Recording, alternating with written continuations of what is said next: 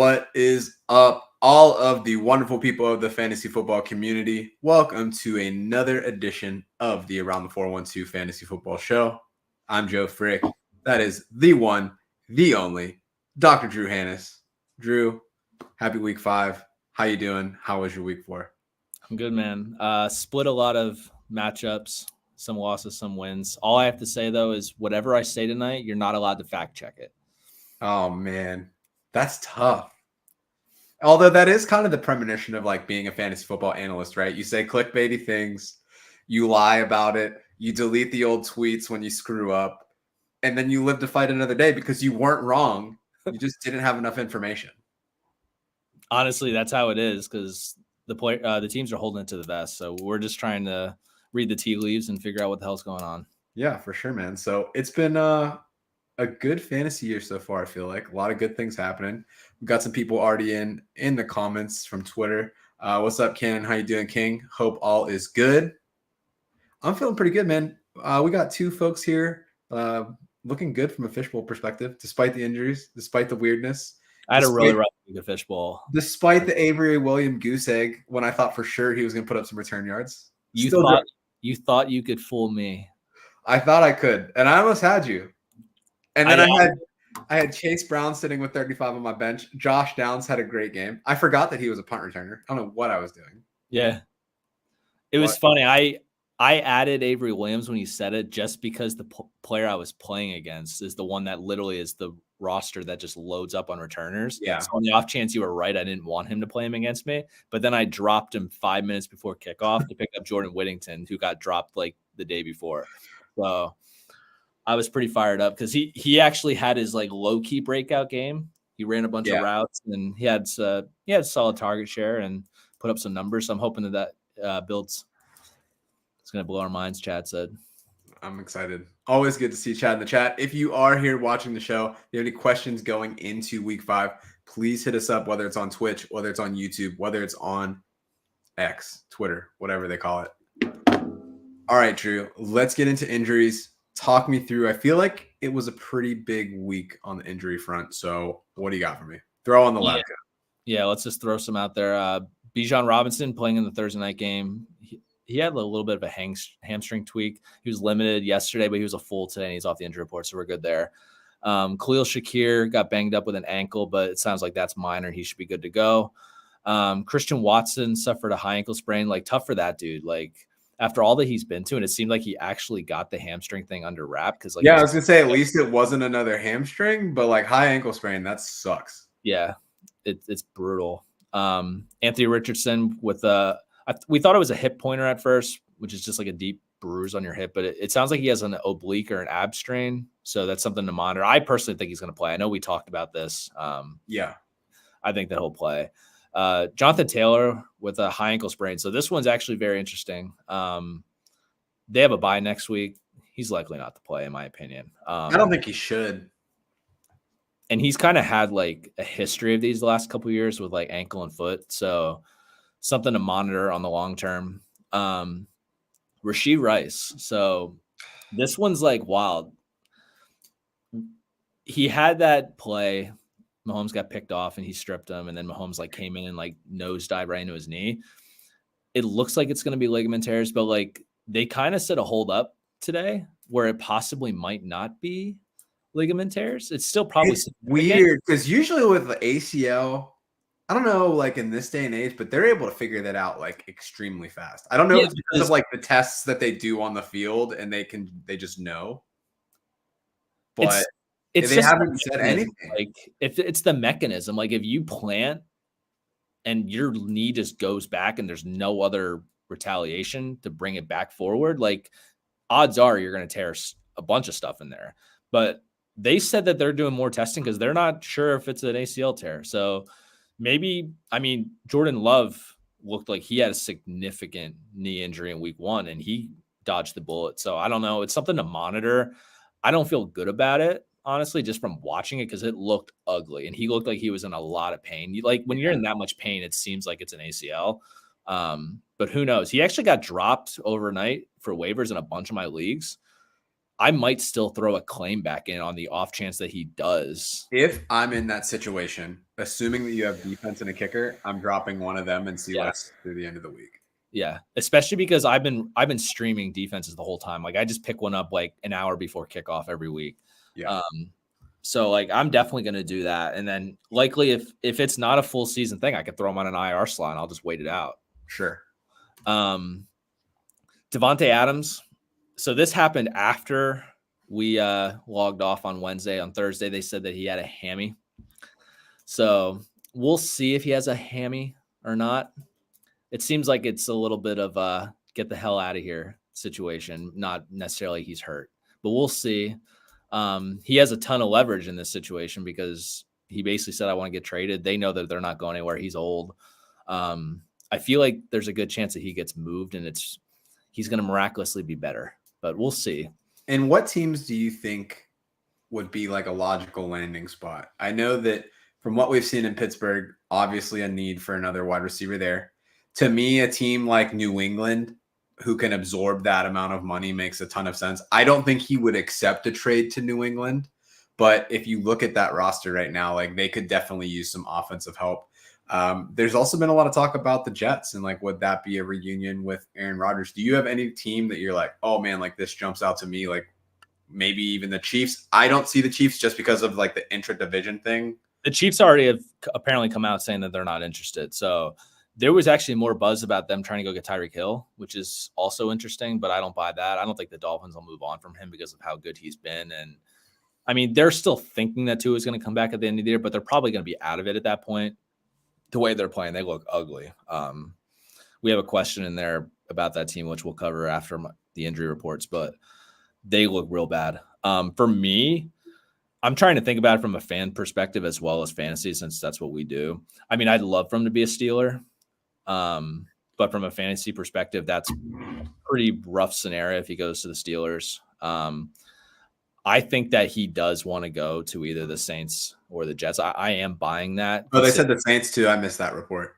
The report is that that's who he prefers per Schefter. And Schefter didn't even put anything out about the Steelers being interested, but we know that they are. Like they've been trying to get a second receiver forever. But I don't see him wanting to go there as his first option.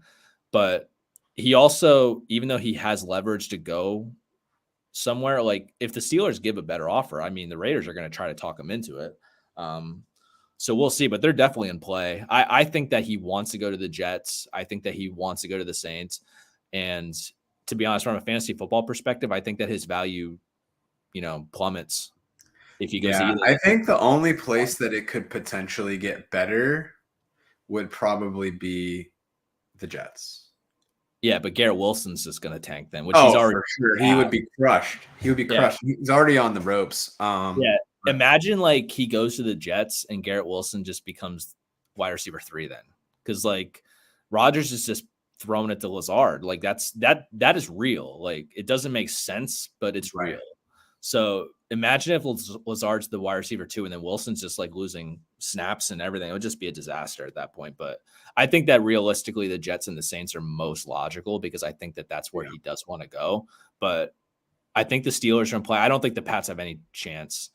No. And I do want to give a shout out to Manny in the chat because of all the trades I've been seeing about Browns wanting him. Like, Manny, go ahead and give the Raiders what you guys are saying from the Browns. Like, those trades are like ridiculous for the Browns, and go ahead. It'll just be hilarious. I'll be real with you. I do think the Commanders will be interesting. They have McLaurin, who's looked really good, but they don't really have a lot behind him. I know they picked up Noah Brown right before the season started. They traded away Dotson. You have Luke McCaffrey, the only McCaffrey that seems to be left. But seeing how Jaden Daniels is performing, knowing that you have this win now window, if he continues to perform, that could be an interesting one. I don't think he's going to want to go there, though. I think he's at the stage in his career where he's like, this is my last shot to win a Super Bowl. So, like, he's probably going to think that the Jets are his best option. And the Chiefs aren't going to get him within the division. So, but see, you know what's interesting you say that is that if I was a player that had like a trade, like kind of request like that, I would want to go to the NFC every time, 10 out of 10. Why would I want to go to the AFC when there's so many quarterbacks in the AFC that you're going to have to get through? Mahomes, Jackson, Burrow, Herbert. Like, if you even look at the Steelers, like, oh, they were 3-0, but they probably have what, the 8th best quarterback in the conference at best. Yeah. Like, if you want to go, it's either you go to Kansas City or you go to the NFC and like see what happens. What if this is another one that it's going to sound absolutely ridiculous, but like I don't put it past him. What if he wanted to go to the Niners? Ayuk has been struggling. That would be crazy.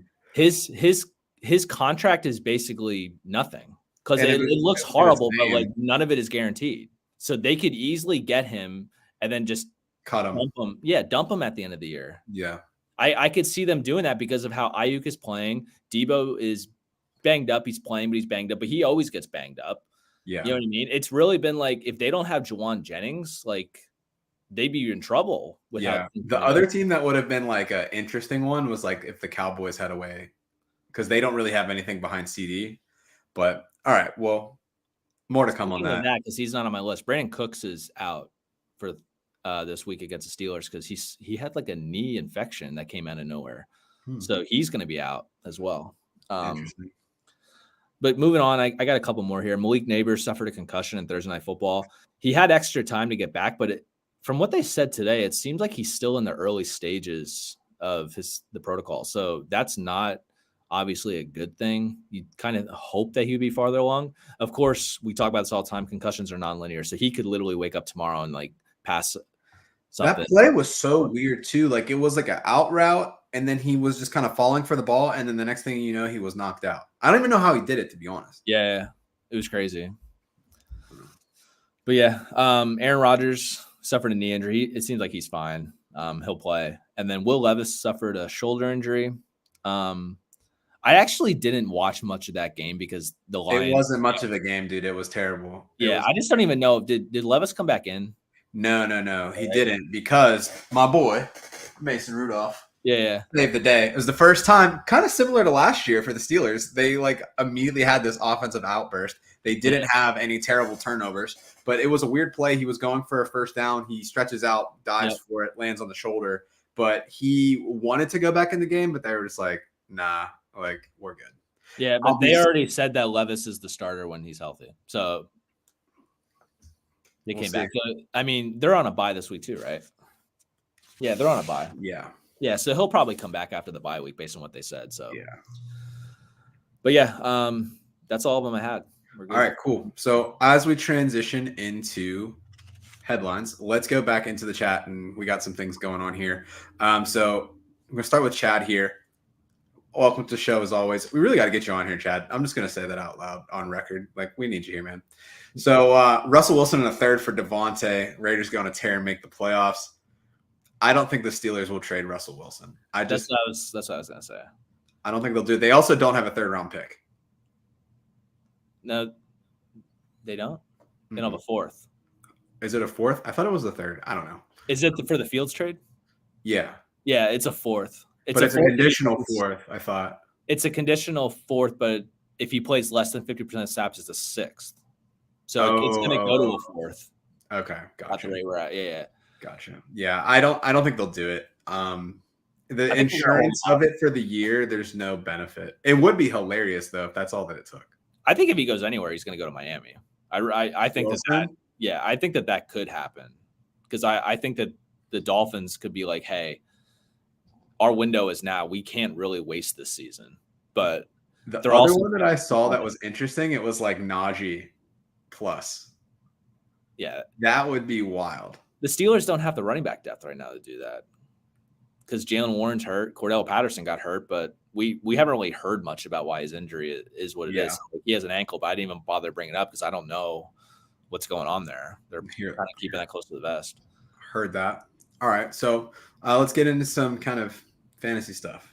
So do you think we should move Devin Achane given the lackluster performance that we've seen from the Miami offense in the last 2 weeks? I mean, I probably would have been on the boat of selling high on Achane before this because I don't think that what he's doing is sustainable because he's a very high injury risk. Such a small running back, and like he was outperforming. Like his efficiency the last over a year has been insane. I just don't see him keeping that. And and there were some running backs behind him that were hurt. So that's part of the reason why he was getting so much work. I think that once Mostert comes back, Wilson got hurt again, I think. Once Jalen Wright starts to get, acclimated to playing in the NFL, I think that he could take some touches away too. I'm not an Achane guy.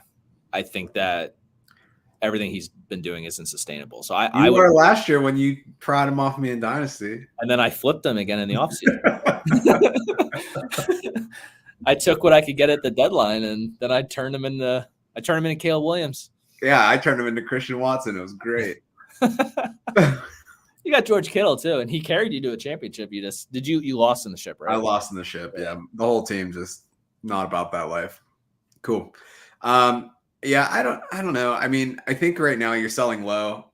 I would say Tua comes back. That's obviously going to boost this entire offense. There's no way with the window that the Dolphins have that they're going to let this season squander away. I am shocked at how bad Tyler Huntley played last week. Like, appalled. Like, I knew that, like, he wasn't going to just, like, be, like, the savior, but I was like, man, like, come on. Like, that was pathetic. His stretch in Baltimore was short, though, to me. Like, he had just had a few good games, and then, like, he went to the Pro Bowl when his stats really weren't even good. It was the weirdest thing. Yeah. It was just like a bunch of guys just kept saying, we don't want to go. And then he just ended up going. All right. This next one will probably be pretty quick. Should I start Deshaun Watson next week? Had the second best QB rating last week behind Jackson. Browns might turn the page soon. Congrats on getting Nick Chubb back. Hold these L's. Hold these ratios. Watson is not a good fantasy quarterback. And as he himself said last week, he's not a running back. So you lack the upside of the rushing. They're not scoring the ball well enough. Plus, that offensive line is not the offensive line of years past. So he doesn't really have enough time for plays to develop. Plus, Amari Cooper can't catch a cold right now. All that to be said, if your best receiver is Jerry Jeudy, you don't want to be starting that from a fantasy offense. Yeah, I remember we were all hyped about Booty Judy, but then he just is Booty. I would drop him. All right, moving over to Twitch. Iron Me, welcome to the show. Just traded Achane and Zach Moss for Kyron Williams. Thoughts? I'm a Kyron guy. I like that. I think I just heard something hit your desk. Yeah. It was my knee, but that's not what it meant to be. That's a great trade. Zach Moss is terrible to me. I think the Chase Brown overtakes that backfield. The only thing that keeps Zach Moss remotely relevant is that he's a very good pass blocker. Yeah. But Mims looked solid for the Bengals last week. I don't know if you saw any of that game, but he kind of held it down. Yeah, I mean, Chase Brown had a huge game last week. Yeah.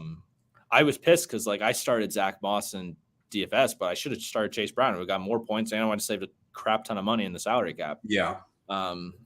Yeah, I mean, we were high on Chase Brown heading into the season. We were kind of surprised by how long it took for him to get the action that he's getting. I mean, I could see Zach Moss getting moved at the deadline because he's just some journeyman guy. Well, how many years did they sign Zach Moss for? Let me see. 2 years, $8 million. It's nothing. It's nothing. Yeah, I could see I thought that it was 3, but it's only 2. For a team that loses a running back or something, I could see him get moved at the deadline because I think Chase Brown is a guy that they like and he could fill in. And then next year's running back class is insane. So, like, if you need a running back, next year is the one that you want. Yeah, that dude from Boise State. Whew. Yeah, our boy Derek's in the chat, and we'll let him talk about that in February. But it's a sick class. So, speaking of Derek, what's up, my dog? Teaching people on the internet how the salary cap works today. Appreciate you out there. So, Josh Downs, wide receiver 1. What do you think? Probably not from a fantasy perspective. I don't think that Anthony Richardson can throw the ball accurately enough for it to happen. Really like his game. Really like his reception perception profile. If Flacco somehow plays more this year, I don't see it. I think the hit pointer was pretty minor, like you said. But I think that's an uptick for everyone. Pittman. I think Pittman is your number 1 target. I think Downs is the number 2. So I really like him. If he is available for you, I think he's somebody that should be a priority add. Now that waivers cleared, I would go out and get him.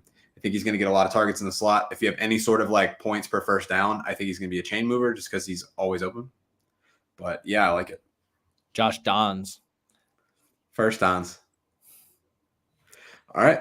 Good deal. Okay. So let's get into headlines a little bit. So one of the themes going into the year was that the tight end kind of like pit of despair was over. We had all these different tight ends. We had the new guys, the Laportas of the world, and it was a new era. Everybody was going to have a good tight end. Pitts was going to break out. McBride was going to do his thing. We were 4 weeks in, and everybody kind of sucks at tight end again. What the heck's going on? Who do you feel confident about moving forward? And is there any guys that maybe haven't had a great start to the year that you think can bounce back? Yeah, I mean, we talked about this a lot over the last few weeks too, the tight ends. I don't feel good about a lot of them. The only one I think that is going to bounce back is Travis Kelce. I think that if you can go out and get him right now before next week, you have to do it, because the reason why he was struggling is because Rashee Rice was running the same routes as him and he was being way more effective. But even if it's not season ending, Rashee Rice is going to miss some time, and Travis Kelce is going to have his opportunity back, and he's going to look like the Travis Kelce of old. So he's the only guy I feel good about. Mark Andrews is droppable. I know we talked about this last week, and like I can't believe it. I can't believe what they've done to my boy. And I can't figure out if it's like a him problem. I can't figure out if it's like the injury thing. Like I can't drop an injury thing though, because he's not on the report. So unless they're trying to get fined and lose some picks, like he's healthy. It's just like I think that there's other guys that are doing what he does more effectively. But you know how like when you come back from like an ACL injury and like you're technically healthy, but like you're not like there. But teams typically just throw them on the report anyways. Yeah, that's fair. I don't know. I'm willing to hold just because there's not really a great option out there to replace it. I can't play him right now. Let me be clear. But I can't just like I would rather have him on my bench and have him go off. You don't like the roster 2 tight ends. So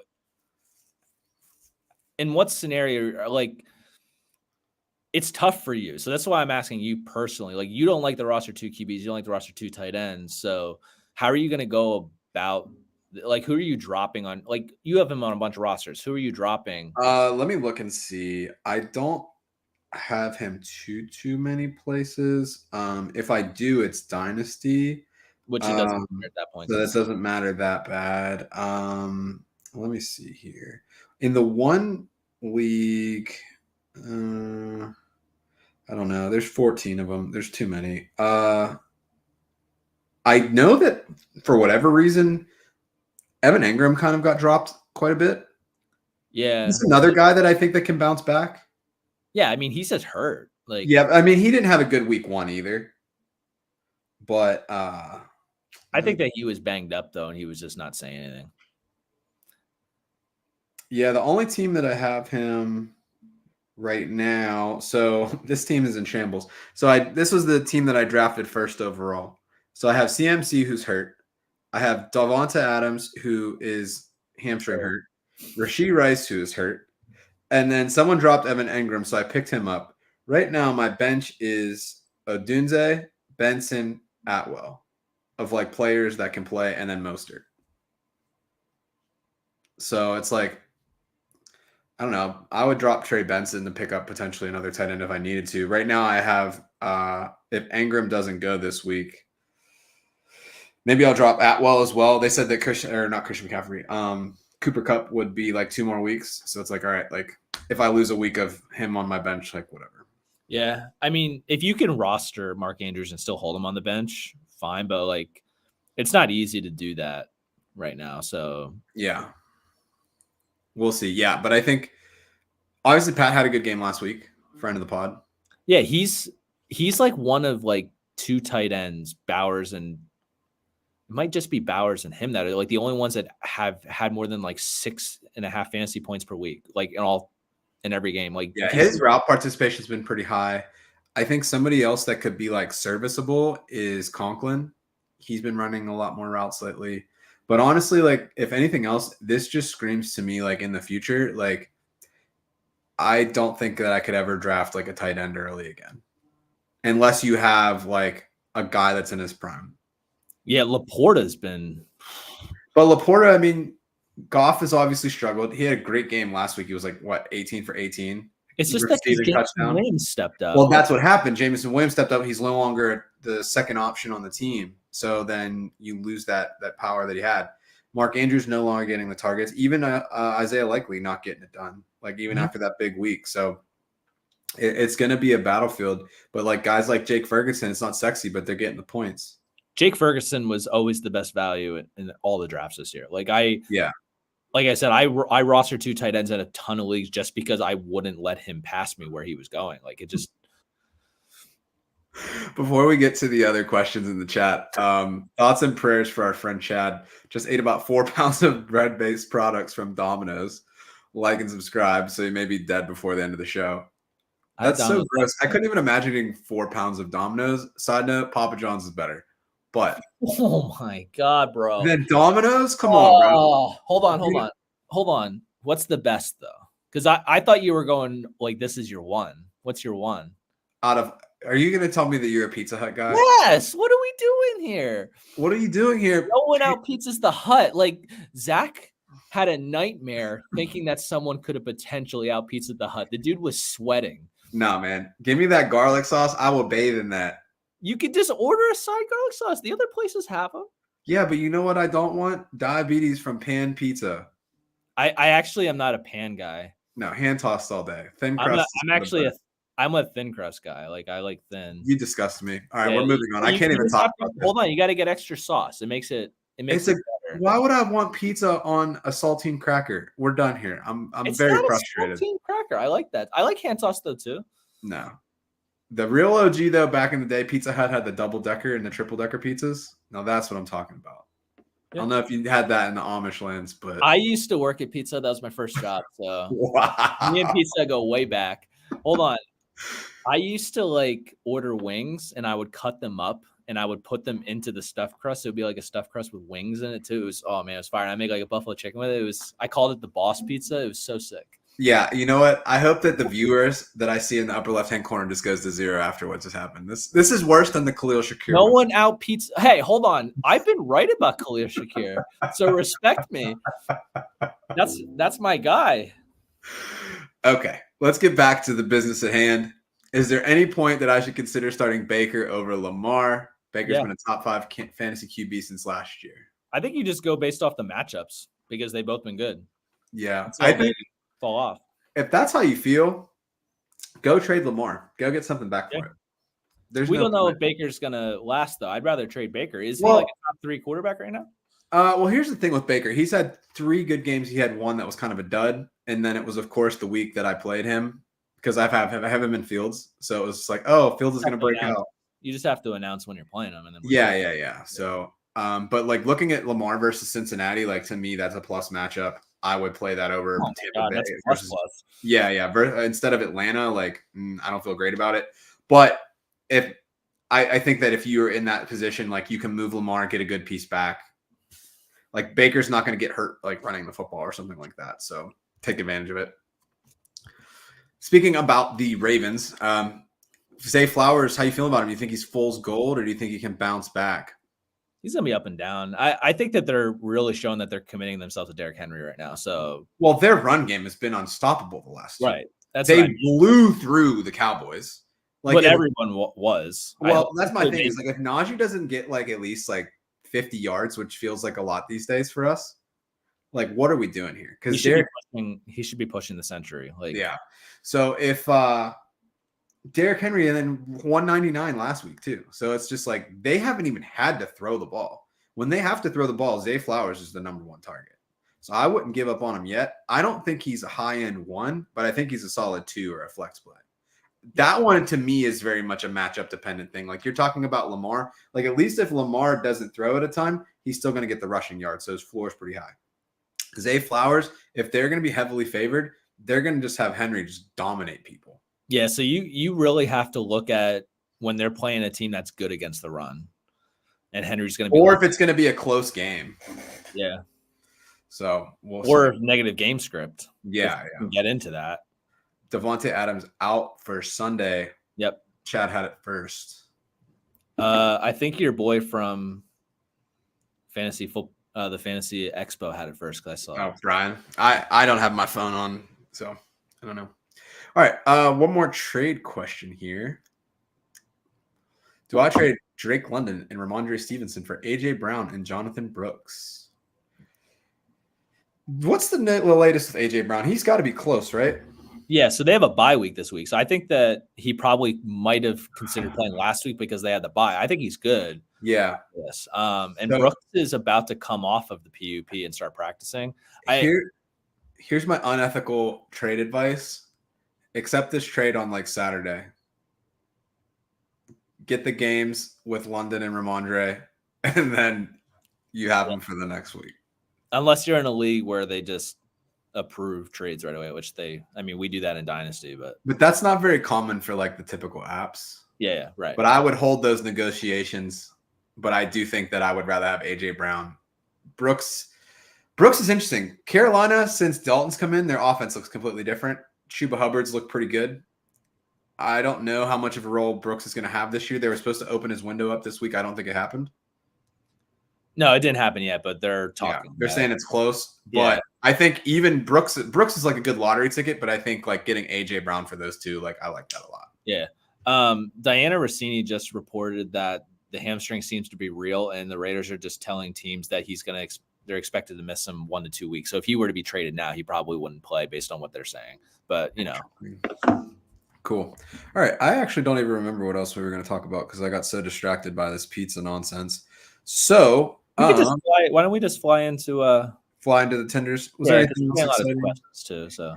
Oh yeah. No, the only thing we're going to talk about was the Green Bay Packers wide receiver room. We talked about the Christian Watson injury. That'll come up again. Yeah, it'll come up again. So we'll hit it on the backside there. But let's jump into everybody's favorite part of the show. Fantasy Football Tinder. So let's get it cracking. Boom, boom. Slide it up. Get our friends out here. So let's start. Fantasy Football Tinder. It's all the rage. If you haven't been here before, what are you doing? If you have, you know the drill, but we're still going to repeat it for all of our new friends in the house. So this is Fantasy Football Tinder. Each week we are going to review what is the pertinent topics in the fantasy football community that are a bit decisive. So what do we do when we have decisive decisions? We swipe left, we swipe right. So let's swipe on our friend Zach. Is Zach the Pittsburgh Post Malone? As commented by some breadstick boy that was open our stuff yesterday on X. I kind of like it. I think if you were going for an insult, that's pretty incredible. So if you're that's like not an insult, honestly. Yeah. You know how I feel about Austin Richard Post. Yeah. So that's gonna be a swipe right for all the good guys in the chat. You'll see the green heart pop up on the screen if you're watching this live or later. If you're like, oh man, no, like I hate Post Malone. He's a country artist now. Yada yada yada. Album was still dope, by the way. But you are entitled to your wrong opinions, and you can swipe left, and you will see the red X's. So, my friend, let's start with Tinder number 1. Came up a little bit earlier in the show. We talked about a potential trade with this player, but Brandon Ayuk, slow start. Hasn't really lived up to the money that he was given. So, does BA got that dope? Drew, you buying or selling? You're on a roll now. I'm gonna start off here by I want to ask you some questions. You're asking me? Am I supposed to answer these questions? Just see if you can figure these out because it kind of flows into what I'm gonna do at the end if I buy or sell. So there's 3 players that were drafted in the first 4 rounds. Okay. When? You're talking like fantasy drafts? Fantasy draft. Okay. That were consensus in the top 4 rounds. These 3 players did not have at least 10 points yet in any game yet this year. Does that include injury people? It does not include injury. So CMC wouldn't count. Rule out people that are hurt. So Brandon Ayuk is obviously one of them. Who do you think the other 2 are? So 10 total points over 4 weeks. They have not had a week where they had above 10. They've not. A week that they haven't had above 10. We talked about one of them already. Actually, we talked about both of them. Well, so there's 2 other people besides Brandon Ayuk? Yes. I can give you position if you want. No. Let me think. Wow, this is tough. Now I'm like trying to go through the drafts because you would have had McCaffrey. Has Bijan broken 10 points yet? Yes, he's been well over. Yeah. Okay, he's been like in the 15s. Okay, he's not doing it. Yeah. Let's see, and we're not counting like Puka Nacua. Well, Puka had over 10 in the first week. Oh, did he? Okay. Yeah. No, Chase had the big game. I got nothing. I don't know. So Mark Andrews. Right. Okay. Yeah. and Sam Laporta and Brandon Ayuk. So I'm putting him into this because those guys are tight ends, which has been bad. But basically, every other wide receiver and running back has at least 10 points in a week, and he's been that bad. He's currently wide receiver 59. Okay. We talked about this last week where I almost started Avery Williams over Ayuk, but I was just like, I can't do it because it's Ayuk. I'm just going to play it. It worked out, but he didn't do well. How many targets per game do you think Brandon Ayuk has right now? Well, he had 5 last week. He had 14 the week before. Yeah, so we'll do average. No, I'm just trying to think out loud. I'm going to say, so that's like 10 a game. I'm going to say he's been at 8. He's at 6 targets per game right now. Really? So, well, week 1, he must not have got nothing, huh? Yeah, so last year he was wide receiver 14. How many targets do you think he averaged per week? It was 11. 6 targets per game. You're lying. I swear. I looked it up off player profile. I love player profile. I guess that's true because he only had like 110 targets on the season. Yeah. 110 targets is what he had. And then why am I so bad at math? I knew that, and I was like, he had 11 targets per game. Yeah, so he's averaging the same amount of targets that he had all of last season where he's wide receiver 14. That's the reason why I'm buying. Okay, so like I still think that he's going to come around. We talked about it leading into the season that he's going to start slow. I was more worried that he would have like a hammy flare up or something, but he just has the yips. He has the yips. Him and Brock Purdy are just not on the same page. And it seems like he's dropping balls, but how many drops do you think he has on the season? Total drops. Probably 2. 2 drops. That's not even that bad. So it's just like they're just not connecting. They've had a lot of home games though, right? They're doing him solid. Yeah, he is not like there's fans that were burning his jersey and stuff. He's just not a favorite right now, but like he's gonna come around. So like I'm not worried. It's not like any of his stuff has dropped. They're just not connecting. Yeah. That's all. So I'm gonna swipe right with you. I think Ayuk was overdrafted this year. I think the expectation and why it was so high for him, yes, he was wide receiver 14, but you also had Deebo Samuel miss a significant portion of the season last year. So that helps. Kittle was banged up from time to time. It helped. I don't think Jennings did as much in the offense until much later in the season. So that helps. So unless you have those like that perfect formula again, it's going to be hard to replicate. I do think that Ayuk is somebody that can return wide receiver 2 flex value. He's not somebody that I would drop. I do think if he figures it out, I agree. But I don't think that he was ever going to live up to like wide receiver 1 potential. I would buy right. Yeah, now. for sure. I would love to know what your chart that you talk about from Reddit, what that guy values Brandon Ayuk at, because I can tell you. All right. So what Drew is talking about is the peaked in value trade charts. So basically what this does is this guy named Alex, he's been posting this on Reddit for years. And then he's posting it on Twitter. It's on like his own personal website. Draft Sharks uses it. It was posted in the New York Times a bunch of times. But essentially for a 1-to-1 trade and full PPR, half PPR standard, he essentially assigns based off of kind of groupthink algorithms. Think like a spreadsheet version of like Keep Trade Cut, but it's not crowdsourced. It's based off of like a different kind of formula. So right now, if I look for Brandon Ayuk is sitting at a 38. People in that tier of player, Achane, Wilson, London, Ayuk, McBride, Kelsey. And Kelsey was way low. He's bumped up 20 points. That's the tier he's in? That's the tier he's in, yeah.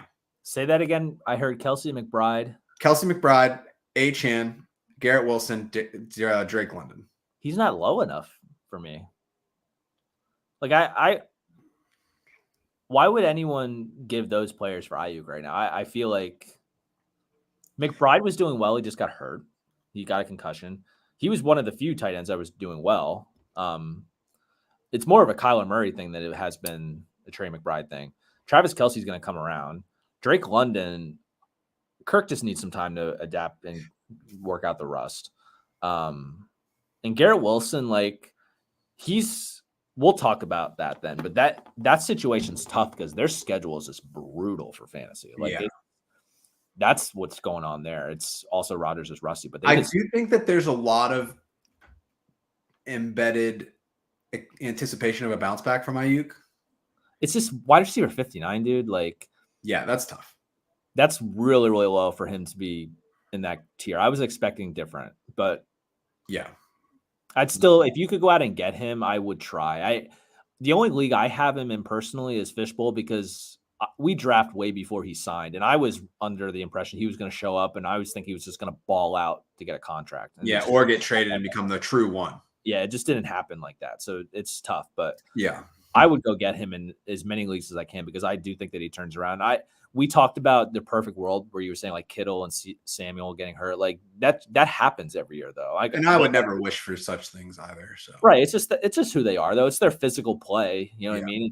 It's not really like they're injury prone. It's just like they're so physical they get banged up and they miss some games. Like it's not right. Expect them to miss a shit ton of games, but like they've already missed 2 each. Or Kittle missed 1. Samuel's missed 2, right? Yeah, Kittle had the hamstring, and then he came back the following week. So. Yeah, it's just their nature. And CMC hasn't been playing at all, obviously, but Jordan Mason's really picked up the slack, but he doesn't offer anything in the passing game. See, I kind of think that you would expect more from him at this point in wide receiver 59. I wouldn't give those guys up for that. That's not the value I was thinking. I hear you. So before we transition to our next Tinder, quick rapid fire question from Chad. So could Nyheim Hines be a better stash in PPR with the constant negative game script for the Browns? I literally said this to you right before you did say that right before the show. I don't agree with you. I don't think he's going to do a whole lot, but I'm not thinking in terms of – I wasn't really thinking in terms of that because I still think Jerome Ford is going to be that. But I want to pick him up at Fishbowl because I do think that he's going to be an impact in the return game. That's what he does. Right. All right. Good deal. All right. So let's move on to Fantasy Football Tinder number 2. Very high draft pick that maybe isn't living up to the hype. Currently sitting at running back 20 in full PPR on the year. Drew, how are you feeling about Bijan Robinson? Is it still into infinity and Bijan, or are we jumping off the ship here? I don't know if you can jump ship, right? Because the value put into him. I'm buying. He's still at an 83% snap share on the season, 75% opportunity. He's 9th in targets at the position, 5th in receiving yards, 10th in routes run. He's doing really well. His route participation is 5th. He's 6th in yards created. So like we know that his talent is still there. He's just not scoring any touchdowns. We can't depend on touchdowns. They're fluky. So you hope that they just come back around. He's facing stacked boxes at a high rate because I think the problem with him right now is that the Falcons seem to be tipping their plays. Like people know what's coming based on how Kirk lines up. If he's lining up in the pistol or if he's getting under center or not, because he's struggling to move to get like stretch plays out to Bijan. He struggled to getting out of his stance. So like they're tipping plays and like it's been really tough, but like you can't really give up on Bijan because he was a top 5 pick in most leagues. Like you just have to hope that he comes back around. But I just think he's too talented and his opportunity is there. So you expect it to come back around at some point. But we just hope that his rushing efficiency gets better. But it's the stack boxes and Kirk's ability to, assist him with that. But he's doing so well in the passing game that you have to like his chances of recovering. Yeah. Okay. So players that are like in a similar tier right now is Bijan, Marv, Malik Neighbors, Kyron Williams, Jonathan Taylor. Would you trade for any of those guys if you could do a 1-for-1? Right now, like it's really appealing to trade for Neighbors, but I don't think that what he's doing is going to keep up. It's not really a him thing. It's a Daniel Jones thing. He's kind of playing better than we expected. Not really from like a fantasy perspective, but like he's doing enough for Neighbors to do what he does. We see what Rondell Robinson's been doing. That's been cool to see. Yeah, he's been target machine. I think he's wide receiver 27 right now, which no one would have expected. Right. Kyron Williams is interesting because I feel like they're kind of like the same player if you go 1-to-1, but I don't think that the Kyron Williams owner does it unless they're just going off of name recognition. Sure. Yeah. Cool. If they're looking at the numbers, I feel like they would probably keep Kyron. But I think that Bijan's going to come around. We just have to hope that, they need to do something about that offense because they're tipping plays and they're just not doing the right thing in the run game, but they keep throwing him the ball. This discussion's really not about him. It's about the fact that he only had 2 carries in the second half last week. And they said that Tyler Algier was a hot hand. I don't think that that's going to continue. I don't think that's going to happen again. Yeah, Zach Robinson honestly has surprised me of like how he's done as a coordinator. I'm curious how much he's limited by Kirk. Yeah, I think that's real. I think that's real. Yeah, but I'm with you. I'm going to swipe right as well. He's just such a talented player that it's like he has to be able to overcome that.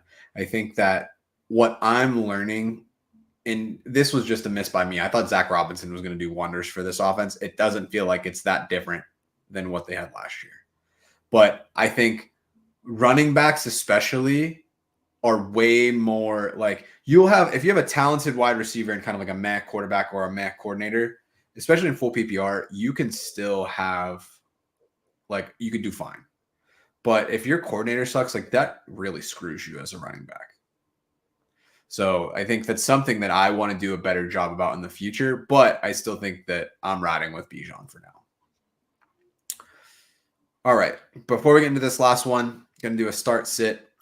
Should I start Kareem Hunt in my flex over Tyreek, Garrett Wilson, or Higgins? No PPR, so this is standard. I don't think Tyreek is startable right now. I know we talked last week. I was kind of on the fence with it. I don't think he's startable. So that's crazy to say. But I don't think you could start Tyreek Hill right now. Higgins is interesting. What's their matchup against the? They're playing the Ravens. I don't know if I like that against the Ravens. They might be a negative game script, which would help. But the Ravens defense has been pretty decent the last couple of weeks. I know we started a couple of weeks ago saying that they got beat up in the first couple of weeks, but it seems like they've bounced back. Yeah, they for sure have. So looking at the matchups, Miami has a pretty solid matchup against New England defense. They've been the most porous defense from a fantasy football perspective. Christian Gonzalez is going to shadow, though. The one thing that I will say, though, is that they also are giving up the most points to the defense and kicker position as well. So, that makes them look slightly worse than they actually are. If we're looking at the Ravens on the flip, the Ravens have been a positive matchup for for receivers as well. And then if I look at the Chiefs, let's see. So they've got New Orleans. New Orleans is always pretty stout against the run. They have been pretty strong against quarterbacks this year, but I don't know. I don't have a lot of confidence in the Chiefs offense right now. Just you might get 5 or 6 points from Hunt, but I don't expect the breakout. I think for me, out of these three, I would Minnesota is getting gashed right now in the secondary. So I would probably go Garrett Wilson if it was me, even though there's no PPR. Yeah, I mean, I can circle back at the end of the show and say who I would pick. I think Drew's in agreement with me. I don't know why. He might subscribe to one of these players that we are talking about later. So yeah, Garrett Wilson's your guy. Speaking of running backs, do you have any faith in Aaron Shampklin? Practice squad elevated player, given that Cordero Patterson and Jalen Warren are out this week. He's going to get some tread. The Harvard product? Yeah, he's very cerebral. I wouldn't play him. I don't think I would roster him either. I don't. It's a 1 week thing. I really don't see it. Even though you have the Dallas defense, which has been pretty porous for running backs, I don't think it's worth it. I was trying to see if Tom would say anything about Cordell Patterson. I saw something that said it was worse than people were initially thinking, but it's too risky. We just don't know what they're going to do with it. I don't like it at all. All right, so let's get to our third and final Tinder for the day. Let's talk about our friends down in Houston. So, Drew, you brought this up to me, I think it was on Monday, but we have a precarious situation blossoming in the Houston receiving room. As it stands today, Nico Collins sits at wide receiver 2 on the season. And then you have Stephon Diggs sitting at wide receiver 9. So with this Houston room, is there room for 2 in Hugh? to return wide receiver 15 or better value for the duration of the rest of the season. Can it be done, Drew? Do you think any of our day ones remember our nice little battle over the Miami Dolphins wide receiver room like 3 years ago, saying that they couldn't do this?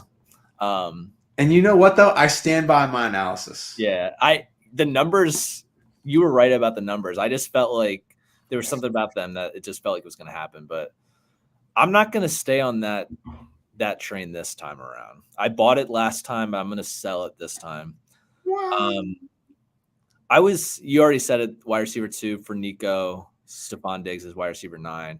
I think that they both are probably going to be top 20. I do think that they end top 20, but I don't think they're going to be top 15, 10 to 15. The only player that's like behind them, though, that's like near them in terms of total points is CeeDee Lamb, which is interesting because like there's not a lot of guys that I'm like worried about passing them. Chase right now. Yeah. So right now, Neighbors is wide receiver 1, 91.6 points. Nico Collins, 90.9. And then there's a little bit of a drop off. Then you got like Jefferson, Reed, Godwin, Jawan Jennings is 6 right now. Yeah. Metcalf, Amon-Ra, Diggs. Then you got Chase Lamb, Rashee Rice. See you later. Marv, Brian Thomas Jr., Mike Evans, Jameson Williams, Deontay Johnson. Talk to me nice. OnlyFantasy. You're the only one that's going to hit. Mine is just an absolute dumpster fire. I just can't believe how bad it's been. Yeah, that's fun.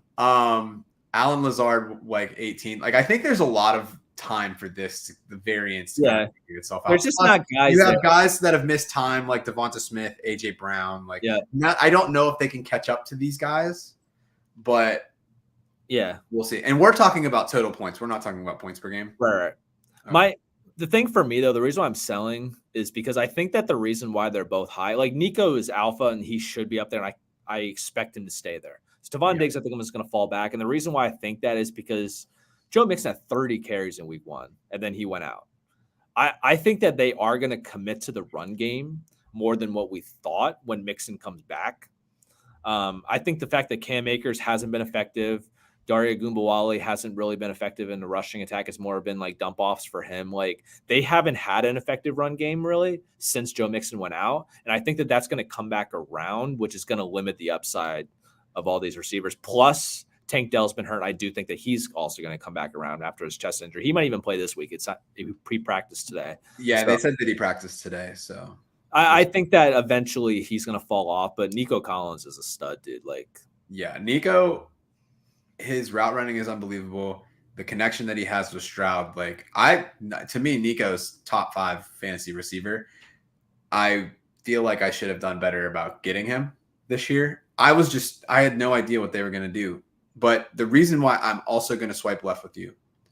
So I'm going to go back to the research that I did back in the day. So what does it take for a quarterback to support 2 top 30 wide receivers? So this was 2 years ago. So top 30 the minimum number of yards that you have to hit is basically 218 yards per game, right? If I look at where Stroud is right now, just to give y'all a sense of this. So let me pull up CJ Stroud stats, and then we can talk about why I don't think this is going to happen. So Stroud on the year. So we said top 30 receivers, you're going to need 218. Stroud is currently sitting at 263, which is a little bit less than he had last year. Top 24 on average is 280. The minimum that it's ever been done is 224. Minimum yards, 265 to support 2 top 12 wide receivers. Now, the other piece of this is touchdowns. The lowest number of touchdowns to ever have like a 2 wide receiver 1 season was 29. He's only on pace to hit. So he has 6 touchdowns in 4 games. He's only on pace to hit 20 touchdowns. So despite the fact that like they are getting the PPR points as far as targets, like, and maybe that's part of the league just changing a little bit and being better about not giving up these big plays. But I think that you're going to see these teams kind of figure it out as the years go on. And if he's not throwing the touchdowns, he only had 23 last year. This was my biggest proponent against not drafting CJ Stroud in fantasy, because he would need to elevate his touchdown numbers so much more because he's not a runner. Yeah, we were thinking that he was going to need to have like 40 to 45, 50 touchdowns. But we talked about this together. We really were proponents of not going out to get CJ Stroud because he just really need to have crazy TD numbers. So yeah, I think that number is going to get elevated though. I think that his pace is a little lower than what I expect. I just don't think he's going to get to where he needs to be. No. I can see 29. I just don't think it's going to be enough because Tank Dell's going to come back and he's going to take some of those away. Yeah, I think Nico's going to be a top 5. I think Stephon Diggs, he probably sits in like the 18 to 20 range for me. That's what I think too. And maybe definitely top 25, but he even can push back a little bit if some of these other guys move around. It is interesting that they're using him as like a runner as well. And I think that partially is because of what you said, because they don't really have anybody else to run. That they're like, all right, Stephon Diggs, like you're good at football, like go do this. But like, I don't think that's something they're going to do all season. Some of his rushes though, they gave him the ball with the they wanted him to pass. Yeah, they wanted to throw it. Yeah, and then there just wasn't anything there. He just took it into the house. But it's going to change when Joe Mixon comes back. I firmly believe that. Also, shout out to my dog, Jared Goff, who has more receiving touchdowns than quite a few big name receivers so far this year. Football is such a weird sport. That was a great like night because that was a dime. Yeah, that was a dime too. He put it right in the breadbasket. Amon-Ra, QB1. You and I were playing each other in Dynasty, and you had Goff, and I had Amon-Ra St. Brown. I was able to hold off. It was because Tyreek Hill, though. Like if Tyreek Hill would have given you anything, you should have beaten me. Yeah, if I had CMC, it was cool to watch. I might tank in that league, in both leagues actually. I'm 0-4 in both of the Dynasty leagues. Yeah, what's funny is my good team like isn't really doing a lot. My bad team, I'm 3rd in points and I'm 0-4. You can go get Ashton from Boise, dude. I just want to break something up really quick about him because I was crying when I saw it. Some dude tweeted and said good value as a bet. So for him to score a touchdown, it's minus 3,500 odds. For him to score 2 touchdowns, it was like minus 750. For him to score 3 touchdowns, it was minus 150. He doesn't even have plus odds for 3 touchdowns in a game. I thought it was hilarious. But that's how good this is. Is he RB1 in Dynasty moving forward, or is it? You think like he's RB1 in Dynasty, like drafted next year, or like when he gets drafted, he immediately becomes at the top? I think when he gets drafted, he could arguably be the top. And it's been Bijan for several years. Like people, I don't think that he will, but I do think that you'll see people take a 1st-round pick on him in the draft. Oh, I think he's 101 clear. No. I'm talking like redraft. Oh, Dynasty 101 definitely. He's gonna if CEH went in the 1st round. I definitely think that he will, unless he doesn't go to the right landing spot. But he's probably a 1st-round pick in the real draft, which people don't like to talk about running backs in the first. Which I'm saying like in redraft, like if you look at like Bijan, like was he a 1st-round pick his rookie year? Yeah, and so was CEH. That's what I mean. Like CEH was going in like the 5 to 9 range in rookie draft in redraft. Yeah, but not round 1. Round 1 redraft. CEH was a 1st-round pick his rookie year, and it was just a huge miss for everyone. Yeah, because everybody was like Andy Reid's going to use him like Brian Westbrook, and it just didn't work out that way. Unless maybe this is his revival story. Maybe he could go down that road. Maybe he could be the Sam Darnold of going down that road. I've already muted Simpchez on multiple occasions. We're not going down that road. Speaking of Sam Darnold, we are nearing a TJ Hawkinson return. As you mentioned, Drew, at the start of the show, his practice window has been reopened. What do you think happens to the target share of this team? Where do you see that hit being taken? To start, I would say Jordan Addison is going to be the most detrimental piece to that. I think Jalen Naylor, obviously, but I don't really care about him. I do think that Hawkinson and Addison will jockey for that 2nd target. But Sam Darnold, he's been incredibly efficient, but like he's not throwing a lot, so I think that's going to be hard. Hot take. I don't think that anything changes. I think he's going to come back. His injury is going to linger, and I think that he's just going to hop on the train of the poor tight end performance. That's personally what I think is going to happen. Because it takes so long for guys to come back from that injury that he had and get back to football shape. And the tight end position has been so bad. Addison's been good, and you're not going to obviously take anything from Justin Jefferson. So it's really just Jalen Naylor for me, he's been solid because he's been scoring a bunch of touchdowns. I just don't think he's going to. I think he's just going to contribute to the bad tight end play. Yeah, we're going to be talking about. Garrett Wilson, Charbonnet for Deebo Samuel also has K9 Walker. Kenneth Walker the third, if that helps. I mean, Zach Charbonnet is going to, as long as Kenneth Walker stays healthy, he's not going to be providing much. Garrett Wilson, if you can get rid of him, it's probably a good idea for season long, because hasn't been pretty. But you have to look at your trade chart, right? Yeah, it's a fair trade. I don't know. I still have this belief that Wilson's going to figure it out. And I still think that San Francisco is a messy offense. It's really just because Garrett Wilson's schedule is so bad. Like, if you really look at it, like, it's bad. Yeah. I don't know. I don't think I would do the trade. Yeah. Real quick though, we need to shout out Kenneth Walker, who just absolutely balled out against the best rush defense over the last 2 years. Like, all right, we'll talk about him because I got to talk about him for the next thing anyway. Just please hold one moment, good sir. Let's get into OnlyFantasy. And before we can get into this week's OnlyFantasy, where we pick one player every week, I picked Geno Smith last week. Oh, okay. That's why I was like, wait, did you change your OnlyFantasy for this week? No, I didn't. But each week we pick one player we think is going to have a really good matchup, really good game, and is kind of going to pop off. To recap where we were for last week before we get into this week, I had Geno Smith, 38 for 56, 395 yards, 1 touchdown, 5 carries for 38 yards, QB8. If he could have gotten one more touchdown, he would have been QB3. And Kenneth Walker somehow, even though nobody was doing anything against Detroit, pops off for multiple touchdowns, had himself a big week. And that was that. George Pickens, 7 catches, 111 yards, 11 targets, wide receiver 22. All that you were really missing was that touchdown. I still think it was a really solid pick. So he was wide receiver 16 if he didn't fumble. So that hurt in more ways than one. Right. But I like it. We'll see what happens. But moving on to this week, Drew, you get one name. You get one guy. Who is your only fantasy pick for week 5? My only fantasy is Garrett Wilson. So that's why I didn't answer that question earlier. You kind of alluded to it when we were talking about in that section. The Vikings are getting absolutely torched. And it's funny, the reason why they're being torched. Like, their defense has actually been really good.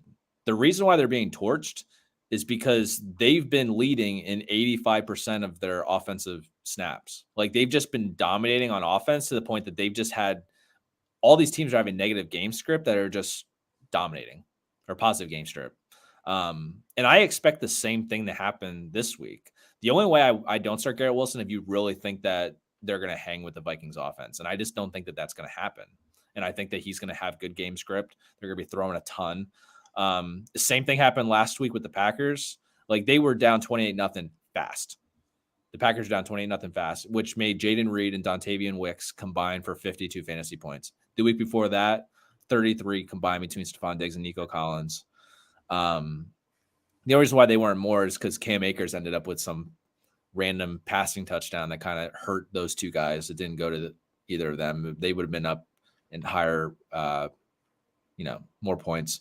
But they've given up 69 receptions on 110 targets to wide receivers this year. The Vikings have, just because teams just have to throw so much to keep up with them. 900 yards total. And then the big thing for me, the reason why I went into this, Garrett Wilson just straight up called out their coaching staff this week. He was just like, I don't think we need to do a lot of different stuff, to be honest. I watch football on Sundays and a lot of teams just mix it up, and I don't think we do that. Yeah, I did see that. He just flat out said, we're not changing it up. We just go out there and do the same thing, and we're not providing anything. So you mean Nathaniel Hackett is not a great offensive mind that has been carried by Hall of Fame quarterbacks his entire career? Crazy. Yeah. Wide receiver 38.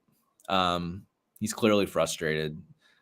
This is the week that they have to get him involved, and I think it's the perfect opportunity for them, because I do think the Jets' defense is good, but it really hasn't mattered who the Vikings have been going against. They balled out against the Niners, who have a insane defense. Fred Warner is insane. Like, they have been, it doesn't matter who they face, they're putting points up. So I think the Jets are going to have to do that. It's not going to be a situation last week where the Broncos aren't scoring and then they're not scoring. It's just ugly. Like, they're going to have to throw to keep up, in my opinion. Hopefully Garrett Wilson is the main officiant to that. Yeah. Cool, man. All right, so before we jump into the other OnlyFantasy pick for the week, got a couple more questions that popped up. One from Mr. Grapefruit. Welcome to the show. Would you guys drop Cole Kmet, who had a knee injury pop up today, was limited in practice for Cade Otton? I don't even know, to be honest. Like, I got to look at your chart. Yeah, so, well, I mean, Cole Kmet, he had that big game in week 3 with the injuries. He's technically tight end 4 on the season. We're just like, it's a dart throw for any tight end is so bad right now. Yeah. So he had that one game. Kittle has missed a game, and he's tight end 2. Pat Fry, it's basically like if you have a touchdown, you are like a top 5 tight end right now. It's the matchups that are good. Tyler Conklin, Evan Ingram, or Brenton Strange. Eric All, Mike Gesicki from the Bengals. Juwan Johnson. Yeah, I think I would probably target the Saints guys because I feel like there's a better chance that they're out there. Yeah, I think for me, I don't feel crazy about any of these guys, but there's not really a lot of guys that I feel crazy about. That's what I mean. You just got to stream the matchup. Let me look at something as far as Chiefs. The Bears played on Sunday, right? Yeah. So Cole Kmet ran 20 out of looks like what? Like 26 routes. Got 3 targets. DeAndre Swift got 7 targets, had a huge bounce back game. I thought Roschon was going to take over that running back room, and DeAndre Swift said, "Not so fast, my friend." Cade Otton, he's had 2 good weeks back to back. Their matchup is bottom half, though. Yeah. The tough part about it is that both of these guys, like, we're not even talking about like these guys are 4th option players. Right. Both of them. Yeah. That's why I'm just trying to look at the matchup and just see if you can find someone. Like, put your chart up if you can. Like, I think that this is just the way you have to go right now. If you don't have someone like, I feel like I could start Kelsey confidently again because of Rashee Rice, like I said. Pitts, I still think like he had a goose, but like I still think he's somewhat involved. Pat Freiermuth is probably he's a must start right now based on the activity he's been getting. But everything else, like I still feel like okay about Dalton Kincaid too. Yeah. But like otherwise, like if you don't have those guys, just throw a dart at a good matchup and just hope for the best. Like that's I mean, the one thing that Chad brings up is that they've got basically the wide. So McMillan and someone else is out for Tampa Bay this week, so Otton can slide. Palmer. Yeah, right? Palmer. I'm not really like Mike Evans and Chris Godwin are going to play. Like Evans just had they said that he had a knee injury, but it's really just a vet day. Like but I don't really feel great about Cole Kmet continuing to get targets. Like dropping him for. My thing is I don't like either of them. Yeah, but if I had to pick one, I would take Otton, I think, just in the situation for this week. So I guess to answer the question, yes. I'm just hoping that that's not all he has, I guess. I mean, from what we've got right here, it seems like it is. It could be like a Mark Andrews situation where you're trying to fill out like something else to make up for it. But yeah, I would roll with Otton this week out of the 2. Would you this is like crazy kind of, but would you consider stashing Darnell Washington if something happens to Pat? No. Like if you had the space? No. Because I think that like he could potentially be something if something were to happen to Pat, which hopefully nothing happens to Pat, but I don't think you need to. I don't even know if he's being rostered in enough dynasty leagues. That's why I brought it up. I don't think you have to worry about it. He had that sweet stiff arm, and then that was pretty much that. I just think that he has the potential if he just gets the opportunity. That's really all. Okay. Keep JSN or Brian Thomas. Weird picture, by the way, truly TJ, but whatever floats your boat. What is that in the toilet? I don't want to know. I thought it looked like a baseball from here. That's why. It's probably not though. Wait, he has to drop one of those 2? I guess. That's kind of surprising. I mean, Brian Thomas is a top 10 wide receiver right now. Yeah, I think between the two, I would probably have to lean drop JSN. It's a milk carton Interesting. How'd you figure that out? because he put it in the chat. Oh, gotcha. All right. Yeah, I would go Brian Thomas out of the two. I think that he just has higher upside in the offense. Gino's not going to throw the ball 50 times a week. All right. Need to start 3 PPR. Xavier Worthy, Brian Thomas Jr., Marv, Michael Pittman. A lot of other streamers have said it. Start Brian Thomas Jr. over Xavier Worthy. I don't know why, but I feel good with Xavier. You felt good about Xavier too.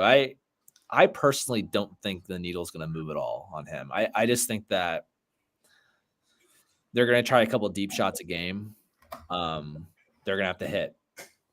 Let me say this, and I'm saying this in the middle of a show that people are watching about fantasy football. Who gives a shit what the analysts think? You are going to hate yourself forever if you put Xavier Worthy on the bench and he has a better game than Brian Thomas. So if you want to play him over him, you're putting the money into the league. It's your game. Like, be the manager. That's why you're playing the game. So yeah, go with your gut. Go with your gut. If you get it right, you can ride that high. We could talk about it on the show next week. If you're wrong, you'll be like, oh, well, like I trust the process. So let the nuts hang on my guy. Also, Christian Kirk is kind of having a revitalized last couple games. So yeah. Brian Thomas could fall off a little bit. Plus, if Evan Ingram comes back, there's a lot of factors there. So yeah, I just wanted to say the Worthy thing just because I feel like he might get a little bit overhyped because of the Rice injury. I just don't think that it's going to change too much from him. I just really think that Kelsey's going to be the one that's changing. Yeah. All right, here's one for you. 3-1. Tyreek, Waddle, and Achane all on the squad. Do I hold them?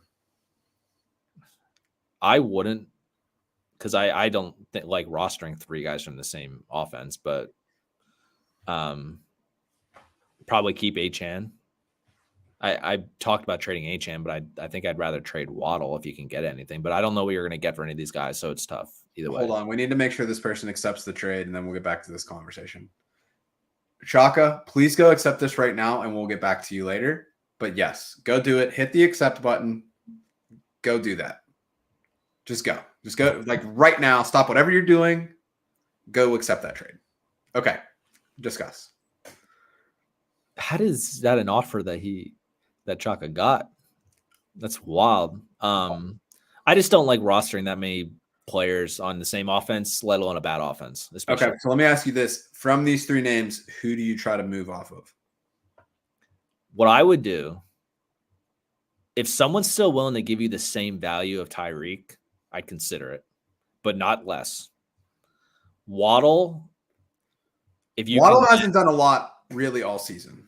Right. So you're looking at if someone thinks he has the upside. Yeah. It's probably hard to trade any of them, honestly, besides Achane. But let me ask you this. You might know the answer because you're a doctor. This is week 2 of 4 for the IR for Tua. So realistically, I think you don't do it this week. I think you make the trade next week. Because if they don't move him off of IR, you're going to find out in week 4. So you're basically maximizing hey, they're close to returning. You're going to get Tua back next week. But if in the off chance that they say, hey, he's not playing, we're shutting him down, you've already gotten rid of him. So I think people like when you have an injury like this and you know that they're on IR for 4 games, you know that, hey, like, why would I trade for someone that I have to hold on my bench for 4 weeks? Now it's like, hey, like, you'll get him back next week. Cool. And I think people will give a more palatable offer. I mean, you definitely have that leverage to get people thinking that, but we really don't know what the heck's going on with Tua. I don't think he's going to come back after the 4, personally. We'll see. But I wouldn't want to wait until. Well, here's the thing: if you wait for the 4 weeks and then they break the news that he's not playing or getting taken off, you're toast and you're stuck with all 3 of these guys. Next week, if you make this trade, unless they go out and get another quarterback, which would also be next week. If they go out and get another quarterback, they're basically saying Tua is done for the year. Right, but they'll have the other quarterback, so it won't matter anyway. And the trade deadline's week 6, right? November 6th, whenever that is. Oh, it's November 6th? I thought it was week 6. Okay, so there's still some time there. Yeah, I would try to make the trade next week. I agree with the assessment. Just don't take a trade just to do it. Like, yeah. see, that's the thing that when we kind of got cut off for Spencer's question, I was still considering Pittman and Brian Thomas Jr. Depends who plays quarterback for the Colts. Yeah, if Flacco plays, I agree. I like Pittman, but I think I still like Pittman with Richardson because I considered him for everybody that OnlyFantasy. I consider Richardson for OnlyFantasy. The only reason why he wasn't my choice is because I'm worried that he could potentially miss, but I don't think that he will. I liked what he was doing. Yeah. In that first drive. And also, like, his matchup is insane. The matchup for the Colts quarterback is insane this week. I want to look at something real quick. I just want to see the game log of, because I know Brian Thomas, like, he's found the end zone a couple of times. 6 of 9 targets, 89 or 86 yards and a touchdown. So if I'm looking at the season stats, so he's got like 5 to 6 targets. No, I can't do math. So almost 7 targets a game. So it's like 6.5. If I look at where are we at here, Michael Pittman. So Michael Pittman's currently sitting at wide receiver 50. Targets wise, 15, 20. He's got 5 more targets. He just really hasn't found the end zone. 6 receptions, 113 yards on 9 targets. That was with Flacco, though. He was a product of the really bad play more so than anything. Yeah. I just felt like Richardson looked better last week, and the Steelers defense was flat and they didn't get off the bus, but they're still good. Like, Joey Porter Jr. should have picked off that first pass of the game. He should have picked off one in the end zone later on, but I don't know what he was doing on that play. He just like flew out of the way and just the ball sailed over his head. But like, Richardson still looked good in that one drive. Yeah. So like, I think Brian Thomas is probably safer, but I am concerned about Christian Kirk and the way he's kind of coming back to life. And I think that's going to limit Brian Thomas Jr. a bit. So I think that if Kirk and Ingram play, to me, that would be a pivot to Pittman. Yes. If Flacco plays, that's a pivot to Pittman. If everything stays as it is now, where Thomas is like the number 2 or like in that offense, I would probably play Thomas over Pittman. I think that if you think that they're tied, I lean Pittman just because of the matchup. Like, the Colts are getting gashed on the ground more so. The Steelers didn't do it, but everyone else has. And the Jags are just been terrible on defense. And their star linebacker just got put on IR. Yeah, Foye. Yeah. So I actually lean Pittman just because of matchup for this week. But I think that Evan Ingram is going to play. And even if he doesn't, I think Brenton Strange has been doing well. So, like, it's really just the emergence of Christian Kirk for me. Yeah. It wasn't like that he wasn't there and he was hurt. It was just like they weren't throwing the ball. And then they were like, oh, by the way, we have Christian Kirk. We need to start throwing him the ball more. So I actually think I prefer Pittman in this scenario. All right. So get your thumbs up ready. Traded Zach Moss and Kyle Pitts for Sam Laporta. Thoughts? It's funny when that showed up, I was actually thinking I don't feel like I want to give him the bad news. Like, I'm still worried about Laporta a bit, but I don't think he gave up enough that I'm like, it's bad. It's just that he's the third option on a run heavy team. Yeah, right? It's like that battle of mid picture. Yeah. But I think Laporta is the best player out of the 3, so I rock with it. Yeah. The other thing, and Spencer brings this up too. Yeah, Jonathan Taylor doesn't play. Trey Sermon doesn't do anything for me. So that would, again, be a pivot to Pittman. Yes. I think Pittman's your go for this week. Cool. Fun stuff. All right. So, cool. All right. Let me do my OnlyFantasy real quick. Despite all the news in the media, I have a lot of confidence in this player. I think he's a really good football player, despite the fumbling issues, despite everything going on, despite his head coach saying that we will consider benching you if you continue to do the things that you do. You had already chosen them. You couldn't go back. My only fantasy for the week, Ramondre Stevenson. New England has not been a great football team. We expected them to not be a great football team. I expect Drake May to be starting in the next 3 weeks or so because Jacoby Brissett has been terrible. Not necessarily to his fault. That offensive line is cheeks. That's why I don't think they're going to do it. I don't think they're going to throw him out there to just get him killed and lose confidence. I think that Jacoby's just going to ride it out and be shit all year. Yeah. But if I look at the matchups, we have the New England Patriots going against the Miami Dolphins, who've been really good against the pass, but pretty porous against the run, giving up 31.3 points per game. Like the divisional matchup, I think that the Patriots are going to control the ball, control the clock, and really just allow their defense to kind of impose their will on the Miami defense. Number one defense for me from like a fantasy perspective is New England this week. I think they're going to do really well. Maybe even get a defensive tutty. I think they get up early on Miami, and then Ramon J just runs it out. If he can get a touchdown, be icing on the cake. So we'll see what happens there. All right, Drew. Like always, it's been a blast. Let's wrap this thing up. Let's go say hi to our wives. Keep it moving. Hour 20. Eat dinner, all that good stuff for sure. But if you're looking to find us, if you have any questions throughout the week, find us on X, AT412FF Show. You find our personal handles right underneath our names on the pod. JOEFRK for myself, for Drew, at Drew Hannis. Classy, original, perfect. On YouTube, Twitch, at Around the 412. But would you make any moves? I guess we'll hit this buzzer beater question. There's two really. One from Travi. I'm not sure what to do about bye weeks. Don't have anyone on my team I'm looking to drop. If you feel that big about it, I would say that's a good opportunity to do a 2-for-1 upgrade, tier up from your players. Because if you have a bunch of great players on your team that you're not using, go get better ones. If you really like your team and don't want to get rid of anybody, don't play a defense that week. Go without a defense and hope for the best. Those would be my two pieces of advice. And you're 3-1. You're going to need 7 games to get into the playoffs. You're almost halfway there, so keep doing what you're doing. Smokey the Cat, which moves would you make, if any, 12-team PPR? Allen, Bijan, Pollard, MHJ. I don't know why I said it like that. Marvin Harrison Jr., Neighbors. I don't know how he has that team in a 12-teamer. Bench, Higgins, Coleman, Braylon Allen, Chase Brown, Allen, Algier. I mean, you figure you went Bijan 1, Marv 2, Josh Allen 3, Neighbors 4. I don't know where Laporta would have fit in there. That's why I don't understand. I don't know how you got Godwin. You could have got 6-7. Higgins, you could have got 6-7. The rest, whatever. 6-7 doesn't make sense though either when you're adding up those players. 2, 4. They're at 7 with Godwin right there. Like that's crazy. And life happens. What moves would I make, if any? I think your biggest weakness here is going to be your running back 2. I don't really think that you have the pieces to move it though. So I think just kind of the way that you've approached this with Bucky Allen could potentially take over. Algier could take over. Braylon Allen could take over. So you have a lot of good lottery tickets. I don't ever see Keon Coleman ever touching your lineup. Hopefully not.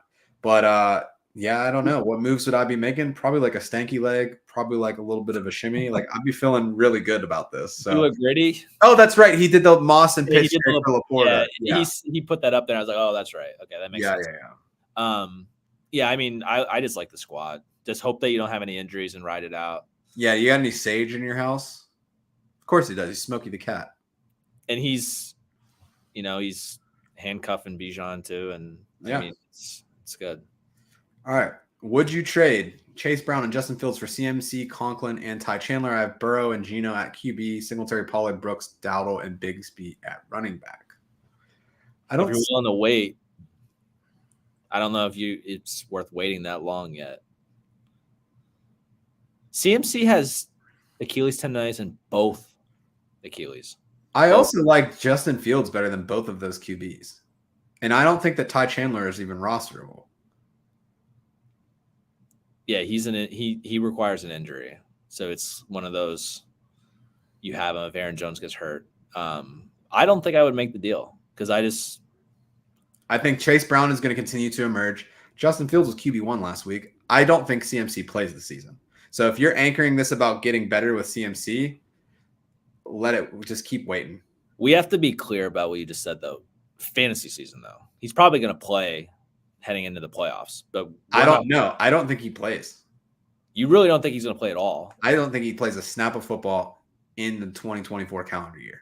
I'm usually the pessimist with this. I still think that he plays probably like week 13, 14, and then gets ready for the playoffs. I don't think you see him before week 9. Or no, it's week 10 because week 9's our bye. Yeah. But are you willing to just not have your starting running back for that long? I mean, it doesn't look like. I mean, Chase Brown and Justin Fields for CMC in a nutshell is just like crazy. So like, This it's is a not really deep league. It has to be. Like the running backs are pretty brutal. Yeah, but Dowdle's on the come up. He's taking over that backfield. Chase Brown, like he's fine, but it's going to be a slow burn there. Must have been a 0 RB. Like I think the only way that I take this trade is if I'm like 3-1-4 now, and I can afford to have a couple fluky like losses, and then it's like, all right, like I'm gunning for the championship, and like Chase Brown isn't going to make or break your championship. Justin Fields more so than Burrow and Geno. Like Justin Fields could win you a week. I don't think Burrow or Geno are going to do that. People that are trading Fields are really thinking that Russ is going to come back, which I don't think happens. I don't think that happens either. Like Fields will have to completely nosedive for him to lose the job at this. He'll have to do that negative 20-yard fumble thing like 5 times in one game. Yeah, because just listen to how like Tomlin talks about him. Like he's loved him once he was in Ohio State. Oh yeah, the pro day picture is real. All right, so just because we rambled for a while, final answer: yay, nay on the trade? No. Okay. Yeah, I'm gonna say no too. I think you're giving up a lot more than you're getting. I would try to make the package around Burrow. So like Burrow and whoever for CMC. I wouldn't want to give up Fields. Try Geno. Yeah. It's like you're going for a guy that's not going to play for a while. Yeah. Cool. All right. One last question, then we're going to get on out of here. Which side do you like better, rest of season? Travis Kelce, Deontay Johnson, James Cook, Ferguson, Gibbs, Ayuk. First side. I like the first side too. I think Deontay, so long as Andy Dalton continues to be quarterback, he's going to be a top 15 wide receiver. James Cook is the focal point of that Buffalo offense, so I love that. Kelce, Drew, you talked about earlier, bouncing back from that injury for Rice, that's going to really allow Kelce to flourish in the role that he had last season. And then Ferguson, unsexy, but he'll probably be like in the 6 to 8 range for tight ends. Gibbs, I like Gibbs a lot. Ayuk, still going to be a lot to have. Is Deontay Johnson a sell high? No. Are you sure? Yes. The only reason that it would be is that they have said that's what I was going to say. They have said that they think he's going to come back. Not even think. They said that he is going to start again this season. They flat out said it because they know that he has to figure it out or they need to find another quarterback. So he will start again. So you need to make sure you time it before he does. Yeah. That's a good point. So I retract what I said, delete it from the record. Yeah, you're probably right. I just really think I hate admitting that to you, but you're probably right. I think you can get a couple more weeks out of him, but I think that like you really have to be on pins and needles about that. Well, I think it's a great sell high though, because we saw what Bryce Young is. Right, but I'm just saying, like, I think that you can still he can still raise his value a little bit. I think, sure, personally. Okay, buzzer beater on the buzzer beater. Let's just get this done real quick. Devontae Adams and Nick Chubb for Bijan and Cortland Sutton. Yeah, obviously. Devontae Adams, I don't think there's anywhere that he can go that he's going to have a better situation to dominate target share the way that he does now. I don't think that Nick Chubb is going to do anything this year. Yeah. He came back to practice today. That's great. But we'll see. I think Nick Chubb is just going to be a flex option rest of way, and I'm not feeling good about it. And we talked about this, and I agree with you right now. Devontae Adams' value is probably going to go down with a trade, not up. So, yeah. And you're getting Bijan. Like, the usage, you just got to hope that these lanes open up a little more. Cool. All right. Well, with that, let's get on here, Drew. Great show today. Thanks everybody for popping in, jumping in. Almost at an hour and a half. We got 53 people on the pod, so that's always great. Like I said, find us on the internet, find us somewhere, find us on a phone book if they still use those things in this day and age. But so let's get on out of here. Drew, best of luck to you. I don't think I play you this week, so we can be friends again. So have a great week 5. Best of luck to all y'all out there. And let's have a great week. So y'all be easy.